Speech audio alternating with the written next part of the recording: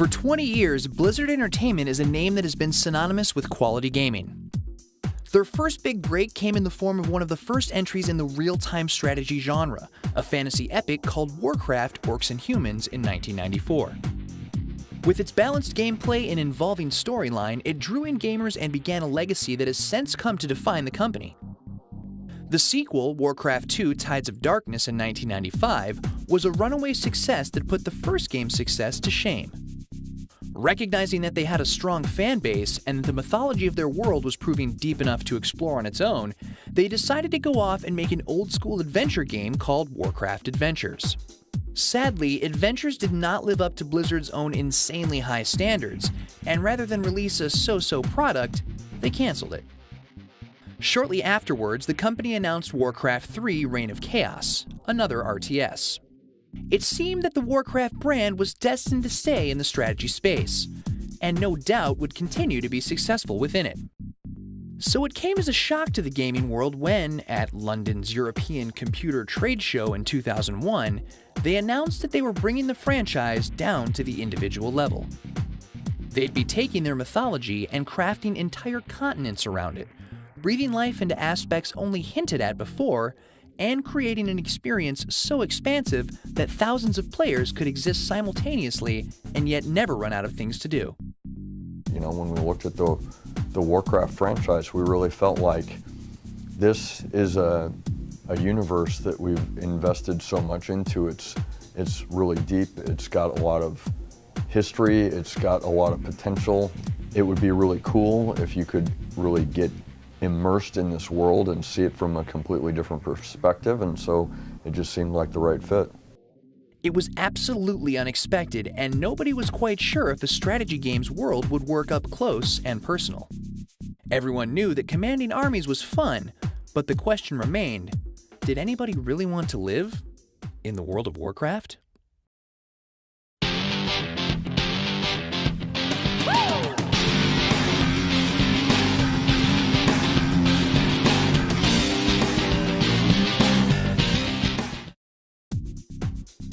At the turn of the millennium, the entire genre of MMORPG, a mighty mouthful meaning massively multiplayer online role-playing game, was booming.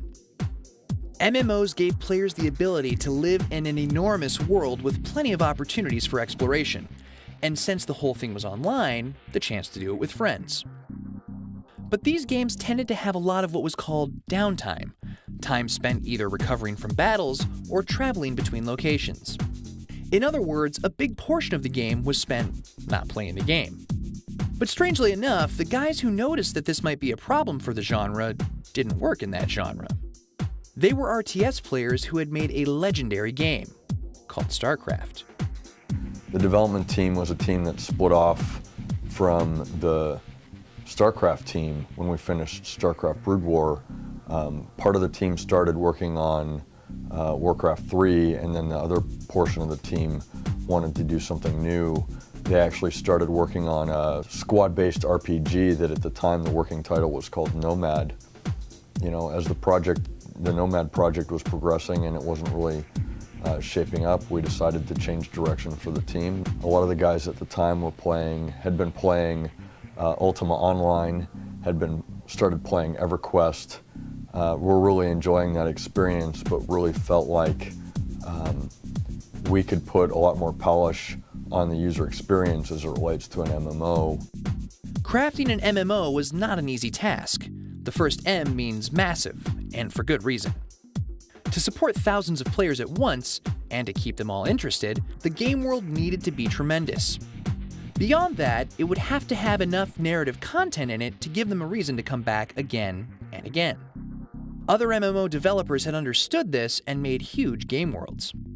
What they hadn't understood was that the game itself had to be exciting, or there was no point in visiting that world in the first place. Blizzard, by setting their MMO in their own established game world, had plenty of geography and art direction to start from. This allowed them to concentrate more on the actual game without compromising the integrity of the space.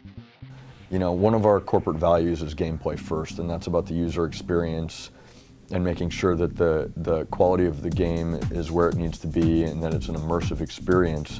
When we're iterating on the project, it's about making the gameplay experience compelling and making that the priority and making it feel crisp and making it feel smooth. Probably one of the more important systems at the time was the combat system, and we definitely spent a lot of time on the combat system. In fact, we were having challenges with that, and we leveraged some of the veteran developers from the StarCraft 2 team at the time to come in and help out with spreadsheets and modeling simulations to try to figure out what we were doing and if we were doing it right. Still, even with Blizzard's long history of gaming excellence and the rabid fan reaction to the game's 2001 announcement, World of Warcraft was never a sure thing. Even with years of Warcraft lore and art behind it, creating that much content would take a huge team years to complete. And even after all that time and money spent on a project they genuinely felt great about, there was no guarantee that it would strike a chord the way they wanted it to. We weren't sure that the game would be successful in Europe. You know, market experts at the time were telling us there was no market for an MMO in Europe, and you know, we weren't sure about how it would be accepted in Asia either. So yeah, I mean, it was definitely a risk. But even with Blizzard's reputation for delaying a game as long as they needed to, the game finally had to come out. Starting in early 2004, Blizzard started sending out closed beta invites. Even though this was technically a testing phase allowing Blizzard to change the game based on players' reactions, it meant the game had to be close. Finally, in early November 2004, the company formally announced that World of Warcraft would release in late November 2004. Specifically, November 23, 2004, exactly 10 years after the first Warcraft hit store shelves. At the launch, Blizzard had had high expectations. That turned out to be dramatically too low. We had hardware infrastructure in North America to support about around 400,000 or 500,000 active subscribers, which we felt like if we achieved that in North America, we'd be successful and we could operate a successful business around the World of Warcraft game. Personally, I felt like if we achieved globally 1 million active players, that would be a huge success. They originally thought that they would only sell 400,000 units in the game's first 12 months on the market. It sold over half that on its first day, and all of that in its first month. Because of that, Blizzard was totally unprepared for the strain gamers put on their servers. It became so bad that they actually had to stop shipping the game in order to have time to build out more servers. In other words, it was so successful that they were afraid to sell it. It's a problem most companies would love to have. There were a number of reasons for the game's incredible popularity. Obviously, the stellar reputation of Warcrafts 1, 2, and 3 gave World of Warcraft a huge fan base from the get-go. Once inside, they found an MMO that was polished to near perfection. The dreaded downtime was practically eliminated, meaning gamers could be actively having fun for the majority of their experience.